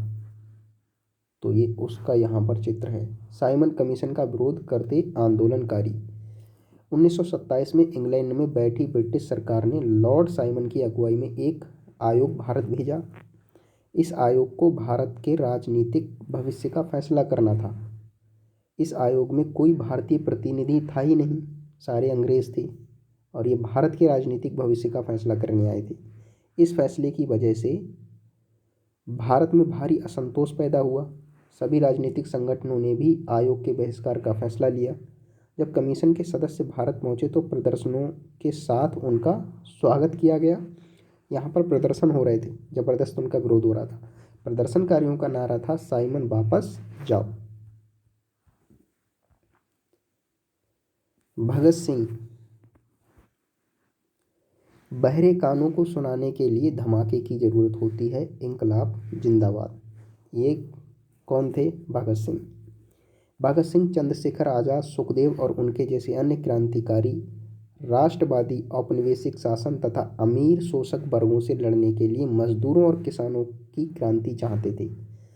इस काम को पूरा करने के लिए उन्होंने 1928 में दिल्ली स्थित फिरोज शाह कोटला में Hindustan socialist Republican association HSRA की स्थापना की थी। 17 दिसंबर 1928 को भगत सिंह, चंद्रशेखर आज़ाद और राजगुरु ने लाला लाजपत राय पर लाठीचार्ज करने वाले सैंडर्स नामक पुलिस अफसर की हत्या की थी। 17 दिसंबर 1928 को। तो ये लोग एक तरह से गरम दल से संबंधित थे, एक तरह से, क्योंकि ये हिंसा के समर्थक थे। जो लाला लाजपत राय थे, इन पर लाठी किसने चार्ज की थी? सैंडर्स नामक एक पुलिस अफसर था। तो इन लोगों ने 17 दिसंबर 1928 को भगत सिंह, चंद्रशेखर और राजगुरु ने उस पुलिस अफसर की हत्या कर दी। इसी लाठीचार्ज के कारण बाद में लाला लाजपत राय की मृत्यु हो गई थी। अपने साथी राष्ट्रवादी BK दत्त के साथ भगत सिंह ने 8 अप्रैल 1929 को केंद्रीय विधान परिषद में बम फेंका। अपने जो साथी राष्ट्रवादी थे BK दत्त, इनके साथ भगत सिंह ने 8 अप्रैल 1929 को केंद्रीय विधान परिषद में ही बम फेंक दिया। क्रांतिकारियों ने अपने परिचय में कहा था कि उनका मकसद किसी की जान लेना नहीं बल्कि बहरों को सुनाना है तथा विदेशी सरकार को उसके द्वारा किए जा रहे भयानक शोषण से अवगत कराना है। ये परिचय में भी इन्होंने कहा। भगत सिंह, सुखदेव और राजगुरु को 23 मार्च 1931 को फांसी पर चढ़ा दिया गया। उस समय भगत सिंह की आयु 23 साल की थी जब इनको फांसी दी गई थी। 23 मार्च 1931 को 3 लोगों को फांसी दी गई, भगत सिंह, सुखदेव और राजगुरु को। तो इन लोगों के बलिदान से क्या है, देश आज आज़ाद हुआ। आज हम लोग जो सुकून की सांस ले रहे हैं वो इन लोगों के वजह से, वरना अंग्रेज़ों का शोषण बहुत हद तक बढ़ गया था। अगर आपके जो आसपास में जो बुजुर्ग हैं उनसे अगर आप पूछेंगे कि उस समय अंग्रेज जब उनके समय में थे तब क्या स्थिति थी, तो वो आपको बता सकते हैं कि किस तरह की सिचुएशंस इन लोगों ने बना रखी थी। दांडी मार्च। पूर्ण स्वराज अपने आप आने वाला नहीं था, इसके लिए लोगों को लड़ाई में उतरना था। 1930 में गांधी जी ने ऐलान किया कि वह नमक कानून तोड़ने के लिए यात्रा निकालेंगे। उस समय नमक के उत्पादन और बिक्री पर सरकार का एकाधिकार होता था। नमक के उत्पादन पर और उसकी बिक्री पर सरकार का एकाधिकार था, कोई और इसके लिए इस काम को नहीं कर सकता था। और फिर महात्मा गांधी और अन्य राष्ट्रवादियों का कहना था कि नमक पर टैक्स वसूलना पाप है, क्योंकि ये हमारे भोजन का एक बुनियादी हिस्सा होता है। और ये इतने मक्कार थे अंग्रेज के, इन लोगों ने नमक पर भी क्या है, टैक्स लगा रखा था। नमक सत्याग्रह ने स्वतंत्रता की व्यापक चाह को लोगों की एक खास शिकायत सभी से जोड़ दिया था और इस तरह अमीरों और गरीबों के बीच मतभेद पैदा नहीं होने दिया। गांधी जी और उनके अनुयायी साबरमती से 240 किलोमीटर दूर स्थित दांडी तट पैदल चलकर गए और वहां उन्होंने तट पर बिखरा नमक इकट्ठा करते हुए नमक कानून का सार्वजनिक रूप से उल्लंघन किया। तो इस तरह से गांधी जी ने क्या है, नमक कानून का विरोध किया। सारे ही लोग गांधी जी के अपने अनुयायियों के साथ ये साबरमती से 240 किलोमीटर दूर एक दांडी नामक जो तट है, ये लोग वहाँ गए और वहाँ पर पैदल गए थे ये 240 किलोमीटर और वहाँ जो नमक बिखरा पड़ा था उसको इकट्ठा किया इन्होंने, और इस तरह से इन्होंने नमक कानून जो था उसका उल्लंघन किया। महात्मा गांधी प्राकृतिक नमक इकट्ठा करते हुए नमक कानून की अवहेलना कर रहे हैं। दांडी 6 अप्रैल 1930 का ये चित्र है। इस तरह से ये विरोध किया गया था। स्वतंत्रता संघर्ष में महिलाएं। स्वतंत्रता संघर्ष में महिलाओं ने भी हिस्सा लिया, जिसमें कर्नाटक की अम्बाबाई। राष्ट्रीय आंदोलन में अलग अलग पृष्ठभूमि वाली बहुत सारी महिलाओं ने हिस्सा लिया। युवा और वृद्ध, अकेली और विवाहित, ग्रामीण और शहरी, रूढ़िवादी और उदारवादी, सभी तरह के माहौल से आने वाली महिलाएं आंदोलन में शामिल हुईं। स्वतंत्रता, जैसे नमक दांडी मार्च है, इसी में आप देख सकते हैं। स्वतंत्रता संघर्ष, महिला आंदोलन और स्वयं के लिए भी ये हिस्सेदारी बहुत महत्वपूर्ण थी। स्वतंत्रता संघर्ष के लिए महिला आंदोलन और स्वयं उनके लिए भी ये जिम्मेदारी काफ़ी क्या थी, उनकी हिस्सेदारी काफ़ी महत्वपूर्ण थी। अंग्रेज अफसरों और भारतीय राष्ट्रवादियों दोनों को लगता था कि महिलाओं की सहभागिता ने राष्ट्रीय संघर्ष को जबरदस्त ताकत दी है। ये अंग्रेज अफसर और भारतीय राष्ट्रवादी दोनों इस बात से सहमत थे, मानते थे कि जो महिलाएं हैं उनके भाग लेने से आंदोलनों में राष्ट्रीय संघर्ष को काफ़ी ताकत मिली है। स्वतंत्रता आंदोलन में हिस्सेदारी के कारण महिलाएं घरों से बाहर आने लगी थीं। इसने उन्हें विभिन्न व्यवसायों व शासन में जगह दिलाई और पुरुषों के साथ समानता का मार्ग प्रशस्त किया। यहाँ से महिला पुरुष में समानता का भी भाव पैदा हुआ। महिलाओं के लिए सहभागिता का क्या अर्थ था, इसकी सबसे अच्छी अभिव्यक्ति खुद उन्हीं के शब्दों में देखी जा सकती है। कर्नाटक की अम्बाबाई का विवाह 12 साल की उम्र में कर दिया गया था। 16 साल की उम्र में वह विधवा हो गई। उन्होंने उडुपी में विदेशी कपड़ों और शराब की दुकानों की घेरेबंदी की। उन्हें गिरफ्तार किया गया और सजा दी गई। रिहा होने पर उन्हें दोबारा गिरफ्तार कर लिया गया। जब भी वह जेल से बाहर होती, सभाओं में भाषण देती, बुनाई कताई सिखाती और प्रभात फेरियों का आयोजन करती। अम्बाबाई इन्हें अपने जीवन के सबसे सुखद क्षण मानती थीं, क्योंकि ऐसे क्षणों में उन्हें एक नया मकसद और प्रतिबद्धता दिखाई देती थी। तो इन्होंने काफ़ी कोशिश की। आंदोलन में हिस्सेदारी के अपने अधिकार को मनवाने के लिए महिलाओं को काफ़ी जद्दोजहद करनी पड़ती थी। उदाहरण के लिए नमक सत्याग्रह के दौरान शुरुआत में महात्मा गांधी भी महिलाओं की हिस्सेदारी के समर्थन में नहीं थे। आखिरकार सरोजिनी नायडू ने उन्हें इस बात के लिए तैयार किया कि वे महिलाओं को भी आंदोलन में शामिल होने दें। पहले गांधी जी भी इस बात के समर्थक नहीं थे कि महिलाएं आंदोलन में शामिल हों, लेकिन सरोजिनी नायडू जो थी उस समय, उन्होंने क्या है, गांधी जी से कहा कि महिलाएं भी आंदोलन में शामिल हों। तो खुद यहाँ इस चित्र में आप देख सकते हैं महात्मा गांधी के साथ सरोजिनी नायडू, पेरिस 1931। उन्होंने पानी उबालकर भी नमक बनाया दांडी मार्च के दौरान। इस आंदोलन में किसानों, आदिवासियों और महिलाओं ने बड़ी संख्या में हिस्सा लिया था। नमक के मुद्दे पर एक व्यावसायिक संघ ने पर्चा प्रकाशित किया। सरकार ने शांतिपूर्ण सत्याग्रहियों के निर्मम दमन के जरिए आंदोलन को कुचलने का प्रयास किया। हजारों आंदोलनकारियों को जेल में डाल दिया गया। अब ये लोग जो आंदोलनकारी थे दांडी मार्च के दौरान शांतिपूर्ण क्या है आंदोलन चला रहे थे, और लेकिन जो सरकार थी उसने क्या किया, इस आंदोलन को निर्मम तरीके से दबाया और इसमें हजारों आंदोलनकारियों को जेल में डाल दिया। भारतीय जनता के साझा संघर्षों के चलते आखिरकार 1935 के गवर्नमेंट ऑफ इंडिया एक्ट में प्रांतीय स्वायत्तता का प्रावधान किया गया। अब इतना ज़्यादा आंदोलन चलाया गया तो 1935 में गवर्नमेंट ऑफ इंडिया एक्ट पारित किया गया और इसमें प्रांतीय स्वायत्तता का प्रावधान किया गया। सरकार ने ऐलान किया कि 1937 में प्रांतीय विधायिकाओं के लिए चुनाव कराए जाएंगे। इन चुनावों के परिणाम आने पर 11 में से 7 प्रांतों में कांग्रेस की सरकार बनी। प्रांतीय स्तर पर 2 साल के कांग्रेसी शासन के बाद सितंबर 1939 में दूसरा विश्व युद्ध छिड़ गया।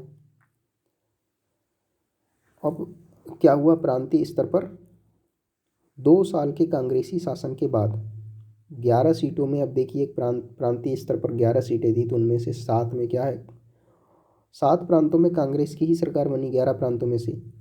प्रांतीय स्तर पर 2 साल के कांग्रेसी शासन के बाद में सितंबर 1939 में दूसरा विश्व युद्ध शुरू हुआ। पहला 1914 में शुरू हुआ और दूसरा 1939 में। हिटलर के प्रति आलोचनात्मक रवैये के कारण कांग्रेस के नेता ब्रिटेन के युद्ध प्रयासों में मदद देने को तैयार थे। उधर हिटलर का जो स्वभाव था, हिटलर के जो कार्य थे, तो उसके प्रति आलोचनात्मक रवैये के कारण कांग्रेस के जो नेता थे वो ब्रिटेन के युद्ध के प्रयासों में मदद देने को यहाँ से ये लोग तैयार थे। इसके बदले में वे चाहते थे कि युद्ध के बाद भारत को स्वतंत्र कर दिया जाए। अंग्रेजों ने ये बात नहीं मानी। कांग्रेसी सरकारों ने विरोध में इस्तीफा दे दिया। अंग्रेजों ने इस बात को नहीं माना।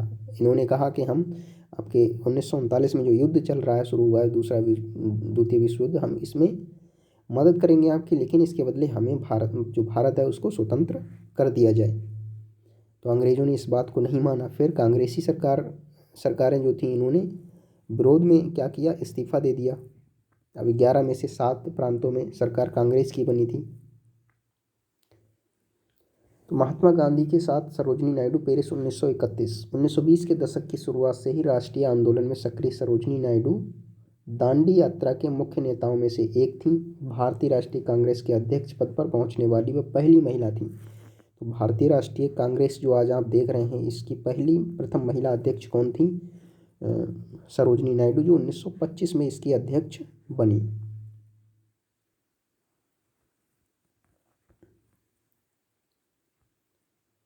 स्रोत 5 क्या है यहाँ पर, वीर लखन नायक को फांसी दे दी गई।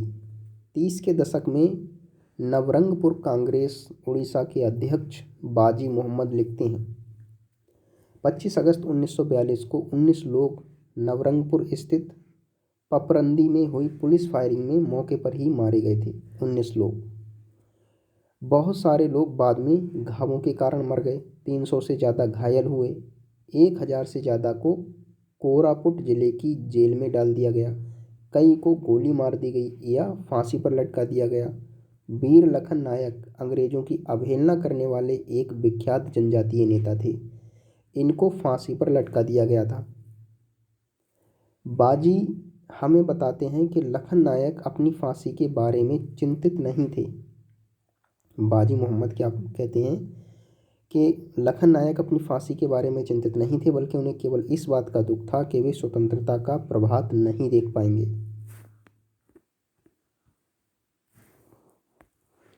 बाजी मोहम्मद ने राष्ट्रीय संघर्ष में शामिल होने के लिए 20,000 लोगों को लामबंद किया था। उन्होंने कई बार सत्याग्रह किया। उन्होंने दूसरे विश्व युद्ध के खिलाफ हुए विरोध और भारत छोड़ो आंदोलन में हिस्सा लिया तथा कई बार लंबे समय तक जेल में रहे। तो ये किसी एक व्यक्ति का हाथ नहीं है स्वतंत्रता के लिए। स्वतंत्रता दिलाने में पूरे भारत का सामूहिक रूप से योगदान है। प्रांतीय स्वायत्तता का मतलब क्या है, संघ के भीतर रहते प्रांतों को तुलनात्मक रूप से स्वतंत्र निर्णय लेने की क्षमता देना। पॉलिटी में जब हम पढ़ेंगे तो लक्ष्मीकांत पॉलिटी, तो उसमें और चीज़ें हम लोग समझेंगे, काफ़ी चीज़ें और क्लियर होंगी। इस चित्र को देखिए आप, भारत छोड़ो आंदोलन अगस्त 1942 का ये चित्र है। प्रदर्शनकारी हर जगह पुलिस से लोहा ले रहे थे। हजारों लोग गिरफ्तार हुए और हजारों लोगों को गिरफ्तार किया गया। यहाँ से 1000 से ज़्यादा मारे गए और असंख्य लोग घायल हुए थे। तो ये बहुत भयानक रहा था। ये भारत छोड़ो आंदोलन अगस्त 1942 में चलाया गया था। ये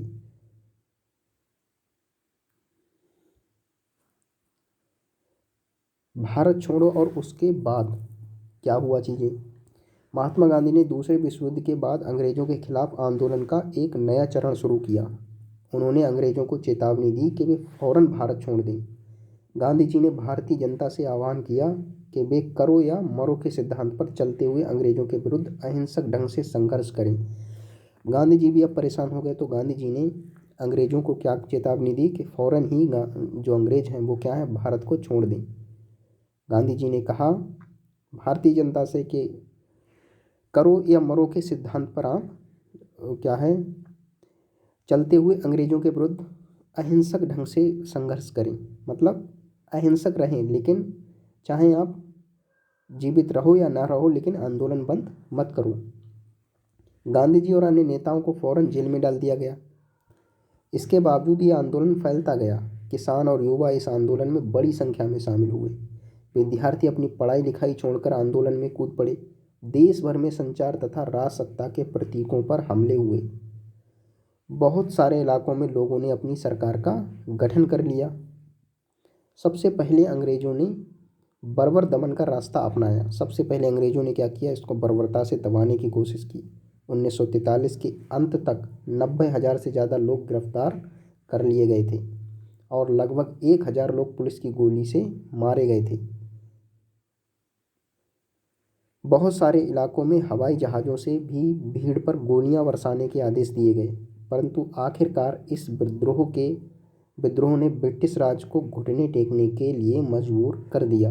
फाइनली भारत छोड़ो जो आंदोलन शुरू हुआ, इसमें क्या हुआ, अंग्रेजों को भागना ही पड़ा यहाँ से स्वतंत्रता और विभाजन की ओर। अब यहाँ से नई समस्या खड़ी होगी, उसे हम देखेंगे। उससे पहले बोस और INA, ये सुभाष चंद्र बोस का आप देख सकते हैं, उनकी इमेज है ये। अब यहाँ देखिए इनके विचार क्या थे। समाजवादी विचार रखने वाले आमूल परिवर्तनवादी राष्ट्रवादी सुभाष चंद्र बोस अहिंसा के गांधीवादी आदर्शों में विश्वास नहीं रखते थे। ये अहिंसा में विश्वास नहीं रखते थे। ये कहते थे लड़कर चीज़ों को जीतो। हालांकि राष्ट्रपिता के रूप में गांधी जी का सम्मान करते थे। जनवरी 1941 में उन्होंने बिना किसी को बताए कलकत्ता छोड़ दिया और जर्मनी के रास्ते होते हुए सिंगापुर पहुंच गए। भारत को अंग्रेजों के नियंत्रण से मुक्त कराने के लिए उन्होंने वहां आज़ाद हिंद फौज, इंडियन नेशनल आर्मी INA का गठन किया। तो इन्होंने देखिए क्या किया, 1941 में ये चुपचाप कलकत्ता से कहाँ गए, जर्मनी के रास्ते ये सिंगापुर पहुँचे और वहाँ पर इन्होंने अंग्रेज़ों को भारत से भगाने के लिए क्या किया, आज़ाद हिंद फौज का गठन किया। 1944 में आज़ाद हिंद फौज इम्फाल और कोहिमा की ओर से भारत में प्रवेश करने का प्रयास किया। इम्फाल और कोहिमा इनकी तरफ से 1944 में आज़ाद हिंद फौज ने क्या प्रवेश करने का प्रयास किया, परंतु ये अभियान सफल नहीं हो पाया। इंडियन नेशनल आर्मी के सदस्यों को कैद कर लिया गया और उन पर मुकदमे चलाए गए। देश भर में तमाम तरह के लोगों ने आज़ाद हिंद फौज के सिपाहियों पर चलाए गए मुकदमों के खिलाफ चले संघर्षों में हिस्सा लिया। अब जो आज़ाद हिंद फौज के जो सिपाही यहाँ से पकड़ लिए गए, उन पर मुकदमे चलाए गए, तो इन मुकदमों के खिलाफ में जो संघर्ष चले, उन संघर्षों में बहुत सारे लोगों ने क्या है हिस्सा लिया। स्वतंत्रता और विभाजन की ओर 1940 में मुस्लिम लीग ने देश के पश्चिमोत्तर तथा पूर्वी क्षेत्रों में मुसलमानों के लिए स्वतंत्र राज्यों की मांग करते हुए एक प्रस्ताव पारित किया। 1940 में जो मुस्लिम लीग थी, इसने देश के पश्चिमोत्तर तथा पूर्वी क्षेत्रों में, पश्चिमोत्तर हिस्सा पाकिस्तान वाला और पूर्वी क्षेत्रों में मुसलमानों के लिए स्वतंत्र राज्यों की मांग करते हुए एक प्रस्ताव पारित किया मुस्लिम लीग ने। इस प्रस्ताव में विभाजन या पाकिस्तान का जिक्र नहीं था। विभाजन का या पाकिस्तान का जिक्र नहीं था मुस्लिम लीग के इस प्रस्ताव में। मुस्लिम लीग ने उपमहाद्वीप के मुसलमानों के लिए स्वायत्त व्यवस्था की मांग क्यों की थी। फिर ये प्रश्न तो उठता है कि मुस्लिम लीग ने उपमहाद्वीप के मुसलमान जो थे इस हिस्से में रहने वाले, उनको स्वायत्त व्यवस्था की मांग क्यों की थी। 1930 के दशक के आखिरी सालों से लीग मुसलमानों और हिंदुओं को अलग अलग राष्ट्र मानने लगी थी। 1930 के ही दशक से जो मुस्लिम लीग थी वो हिंदुओं और मुसलमानों के लिए क्या है अलग अलग राष्ट्र मानने लगी थी। इस विचार तक पहुंचने में 20 और 30 के दशक में हिंदुओं और मुसलमानों के कुछ संगठनों के बीच क्या हुआ, कुछ संगठनों के बीच तनावों का भी हाथ रहा होगा। 1937 के प्रांतीय चुनाव संभवतः इससे भी ज़्यादा बड़ा कारण रहे। इन चुनावों ने मुस्लिम लीग को इस बात का यकीन दिला दिया था, 1937 में जो चुनाव हुए थे, कि यहाँ मुसलमान अल्पसंख्यक हैं और किसी भी लोकतांत्रिक संरचना में उन्हें हमेशा गौण भूमिका निभानी पड़ेगी, क्योंकि उस समय 11 में से 7 प्रांतों में सरकार कांग्रेस की बनी थी। लीग को ये भी भय था कि संभव है कि मुसलमानों को प्रतिनिधित्व ही ना मिल पाए, इसलिए ये लोग एक नए राष्ट्र के रूप में मुसलमानों को देखने लगे। 1937 में मुस्लिम लीग संयुक्त प्रांत में कांग्रेस के साथ मिलकर सरकार बनाना चाहती थी, परंतु कांग्रेस ने इस प्रस्ताव को स्वीकार नहीं किया, जिससे फासला और बढ़ गया। अब ये 1937 में जो मुस्लिम लीग थी संयुक्त प्रांत मतलब उत्तर प्रदेश में कांग्रेस के साथ मिलकर के सरकार बनाना चाहती थी, तो ये प्रस्ताव कांग्रेस ने स्वीकार नहीं किया। तो ये और इनको समझ में आ गया कि हाँ, हमें क्या है, ये मुस्लिम राष्ट्र का जो विचार था वो और प्रबल हो गया। 30 के दशक में मुस्लिम जनता को अपने साथ लामबंद करने में कांग्रेस की विफलता ने भी लीग को अपना सामाजिक जनाधार फैलाने में मदद दी। 1930 का जो दशक था इसमें मुस्लिम जनता को अपने साथ लामबंद करने में कांग्रेस विफल रही, तो इससे लीग को अपना सामाजिक जनाधार फैलाने में मदद मिली। और 40 के दशक के शुरुआती सालों में जिस समय कांग्रेस के ज़्यादातर नेता जेल में थे, उस समय लीग ने अपना प्रभाव फैलाने के लिए तेज़ी से प्रयास किए।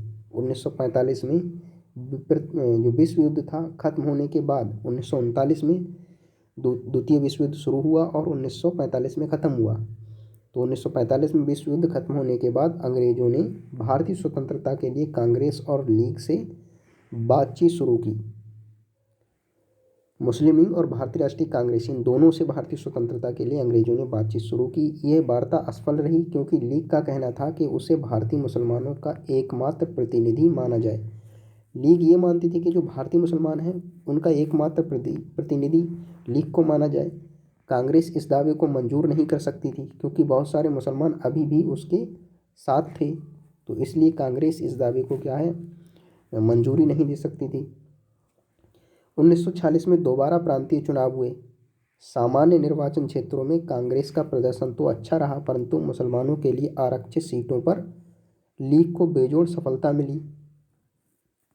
मुसलमानों के लिए जो सीटें आरक्षित की गई थी उन सीटों पर लीग को सफलता मिली, और सामान्य निर्वाचन क्षेत्रों में कांग्रेस का प्रदर्शन अच्छा रहा। लीग पाकिस्तान की मांग पर चलती रही। लीग अलग से एक पाकिस्तान की मांग करने लगी। मार्च 1946 में ब्रिटिश सरकार ने इस मांग का अध्ययन करने और स्वतंत्र भारत के लिए एक सही राजनीतिक बंदोबस्त सुझाने के लिए 3 सदस्यीय परिसंघ भारत भेजा। इस परिसंघ ने सुझाव दिया कि भारत अविभाजित रहे और उसे मुस्लिम बहुल क्षेत्रों को कुछ स्वायत्तता देते हुए एक ढीले ढाले महासंघ के रूप में संगठित किया जाए।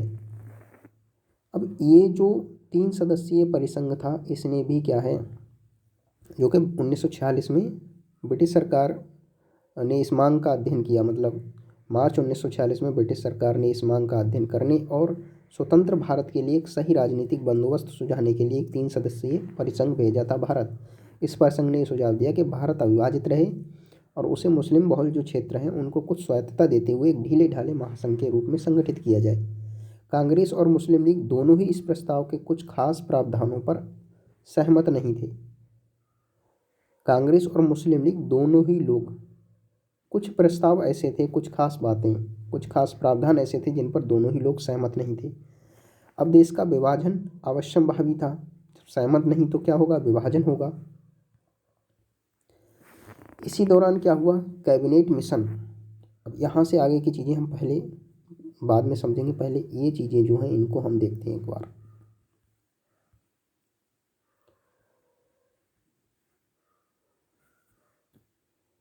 इस चित्र को आप देखिए। मौलाना आज़ाद तथा कांग्रेस कार्यकारी समिति के अन्य सदस्य, सेवाग्राम 1942 का ये चित्र है। इसमें मौलाना आज़ाद को आप यहाँ देख सकते हैं, गांधी जी। मौलाना आज़ाद का जन्म मक्का में हुआ था। उनके पिता बंगाली और माँ अरब मूल की थीं। बहुत सारी भाषाओं के जानकार आज़ाद इस्लाम के विद्वान और वहादते दीन यानी सभी धर्मों की बुनियादी एकता के हिमायती थे। गांधीवादी आंदोलनों में हमेशा सक्रिय रहने वाले और हिंदू मुस्लिम एकता के पक्के हिमायती थे ये व्यक्ति, मौलाना आज़ाद। उन्होंने जिन्ना के दो राष्ट्र सिद्धांत का विरोध किया था। जिन्ना ने जो दो राष्ट्र का सिद्धांत दिया था, दो हिस्सों में भारत को बांट दिया जाए, मुसलमानों के लिए अलग, हिंदुओं के लिए अलग, ये मोहम्मद जिन्ना का विचार था। तो इस सिद्धांत का इन्होंने विरोध किया था। फिर इस चित्र को आप देखिए। गांधी जिन्ना वार्ताओं से पहले गांधी जी के साथ बात करते चक्रवर्ती राजगोपालाचारी 1944।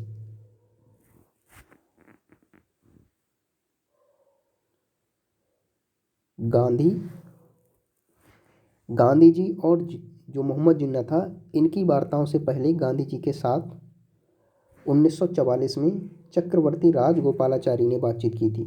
ये हैं चक्रवर्ती राजगोपालाचारी, वयोवृद्ध राष्ट्रवादी और दक्षिण में नमक सत्याग्रह के नेता। सी राजगोपालाचारी 1946 में बनी अंतरिम सरकार के सदस्य थे ये, और स्वतंत्र भारत के पहले भारतीय गवर्नर जनरल रहे। स्वतंत्र भारत के पहले भारतीय गवर्नर जनरल कौन थे? सी राजगोपालाचारी। और 1946 में जो अंतरिम सरकार बनी थी, इसमें 14 मंत्री थे, उसमें ये भी शामिल थे 14 सदस्यों में। उन्हें लोग राजा जी के नाम से जानते थे, तो राजा जी के नाम से भी ये व्यक्ति जाने जाते थे। अब यहाँ देखिए इस चित्र को, सरदार वल्लभ भाई पटेल, इन्होंने 1945 से 47 के दौरान आज़ादी के लिए चली वार्ताओं में एक अहम भूमिका अदा की थी। सरदार वल्लभ भाई पटेल ने 1945 से 1947 के दौरान जो भी आज़ादी के लिए वार्ताएं चली थी, उनमें इन्होंने अहम भूमिका अदा की थी। पटेल नादियाड गुजरात के एक गरीब किसान व्यवसायी परिवार से थे। 1918 के बाद स्वतंत्रता आंदोलन की अगली कतार में रहने वाले पटेल 1931 में कांग्रेस के अध्यक्ष भी रहे। 1918 के बाद स्वतंत्रता आंदोलन में ये काफ़ी बढ़ चढ़ के इन्होंने हिस्सा लिया और 1931 में ये कांग्रेस के अध्यक्ष भी बने। फिर इसको आप देखें, महात्मा गांधी के साथ मोहम्मद अली जिन्ना, सितंबर 1944।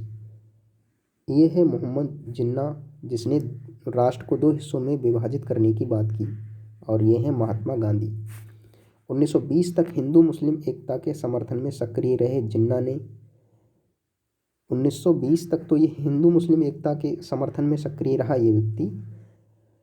इसने लखनऊ समझौता करवाने में एक अहम भूमिका अदा की थी। लखनऊ समझौता जो हुआ था, जिसको हमने अभी पढ़ा है, वो उसमें भी इस व्यक्ति की काफ़ी महत्वपूर्ण भूमिका रही। 1934 के बाद उन्होंने मुस्लिम लीग को पुनर्जीवित किया और अंत में वे पाकिस्तान की स्थापना के सबसे मुख्य प्रवक्ताओं की कतार में जा पहुँचे। बाद में इन्होंने ही क्या है, पाकिस्तान की मांग की।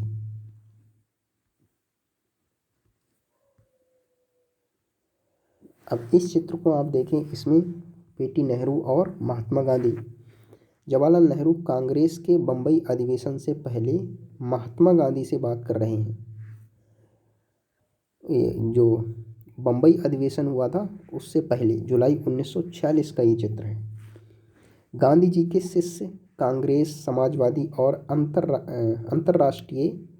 अंतर्राष्ट्रीयतावादी विचार रखने वाले नेहरू राष्ट्रीय आंदोलन तथा स्वतंत्र भारत की आर्थिक एवं राजनीतिक व्यवस्था के मुख्य शिल्पियों में से थे। गांधी जी के शिष्य रहे ये, और गांधी जी ने इनको अगला उत्तराधिकारी भी घोषित किया अपना।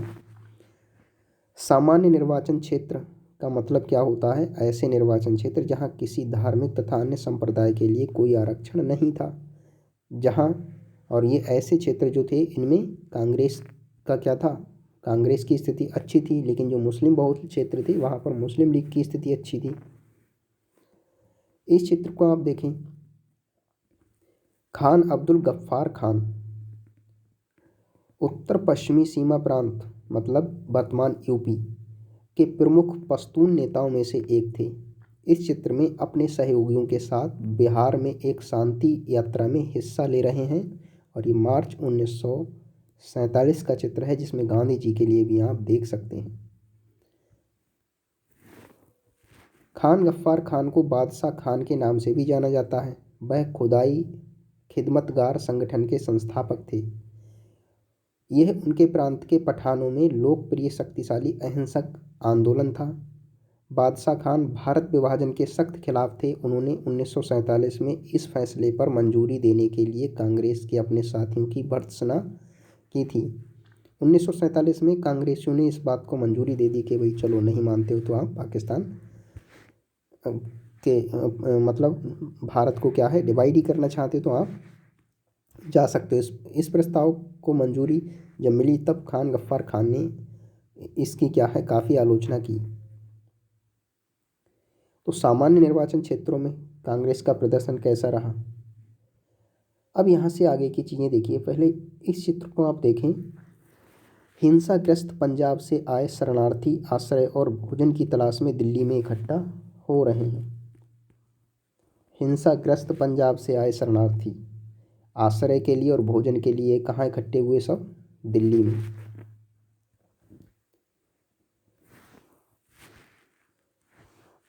अब देश का विभाजन क्या था? अवश्यंभावी था। अब यहाँ से आगे की चीज़ें। कैबिनेट मिशन की इस विफलता के बाद मुस्लिम लीग ने पाकिस्तान की अपनी मांग मनवाने के लिए जन आंदोलन शुरू करने का फैसला लिया। कैबिनेट मिशन की विफलता के बाद मुस्लिम लीग जो थी, इसने पाकिस्तान की अपनी मांग मनवाने के लिए आंदोलन शुरू कर दिया। 16 अगस्त 1946 को प्रत्यक्ष कार्रवाई दिवस मनाने का आह्वान किया। इसी दिन कलकत्ता में दंगे भड़क उठे जो कई दिन चलते रहे। इन दंगों में हजारों लोग मारे गए। मार्च 1947 तक उत्तर भारत के विभिन्न भागों में भी हिंसा फैल गई थी। कई लाख लोग मारे गए। असंख्य महिलाओं को विभाजन की इस हिंसा में अकथनीय अत्याचारों का सामना करना पड़ा। करोड़ों लोगों को अपने घर बार छोड़कर भागना पड़ा। अपने मूल स्थानों से बिछड़कर ये लोग रातों रात अजनबी जमीन पर शरणार्थी बनकर रह गए। जब विभाजन हुआ तो इस तरह की चीज़ें हुई। अपने मूल स्थानों को बिछड़कर कहाँ पहुँच गई ये? रातों रात बहुत तेज़ी से लोगों में क्या हुआ, एक तरह से हिंसा में क्या हुआ, लोग इधर उधर भागे और कहीं के कहीं पहुँच गए। विभाजन का नतीजा ये भी हुआ कि भारत की शक्ल सूरत बदल गई, उसके शहरों का माहौल बदल गया और एक नए देश पाकिस्तान का जन्म हुआ। इस तरह ब्रिटिश शासन से स्वतंत्रता का यह आनंद विभाजन की पीड़ा और हिंसा के साथ हमारे सामने आया। एक तरफ स्वतंत्रता की खुशी और दूसरी तरफ देश का विभाजन। अब देखिए लास्ट में अनन्य जानकारी। अफ्रीका में राष्ट्रवाद, घाना का उदाहरण यहाँ पर दिया गया है। अफ्रीका में राष्ट्रवाद किस तरह की चीज़ें वहाँ रही।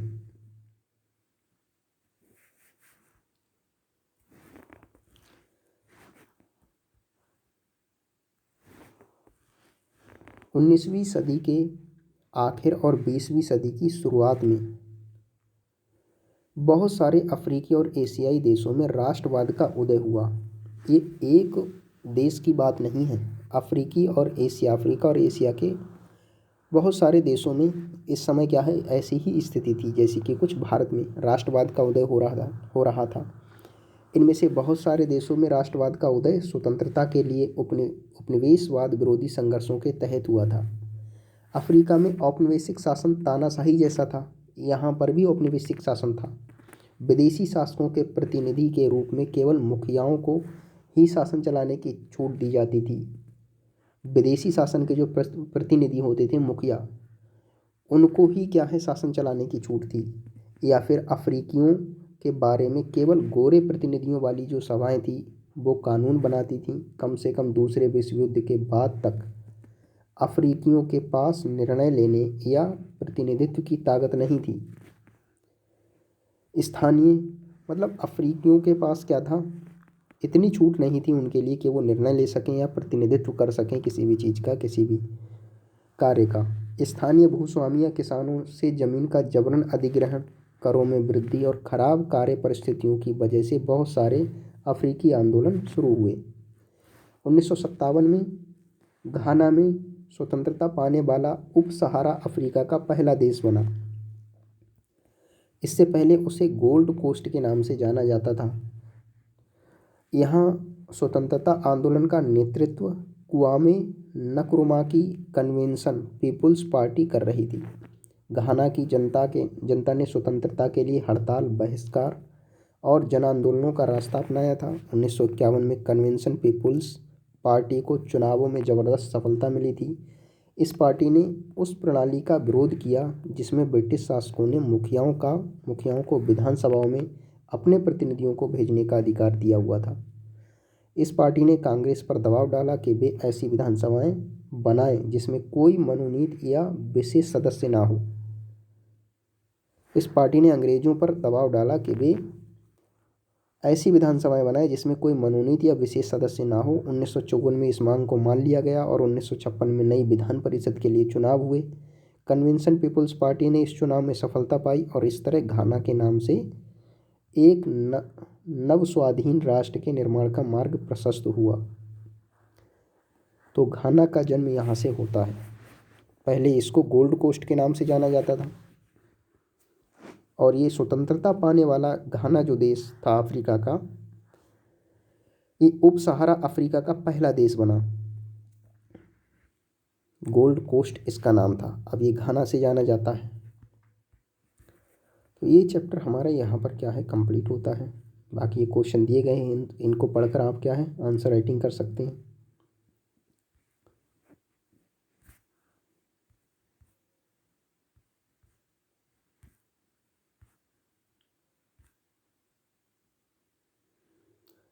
तो बाकी मिलते हैं हम लोग नेक्स्ट क्लास में। बाय सभी के लिए। और 2 काम ज़रूर करें कृपया। एक तो क्लास देखें, आपको ठीक लगे तो आप लाइक ज़रूर करें, प्लस शेयर ज़रूर करें, इससे बाकियों को लाभ मिल सके।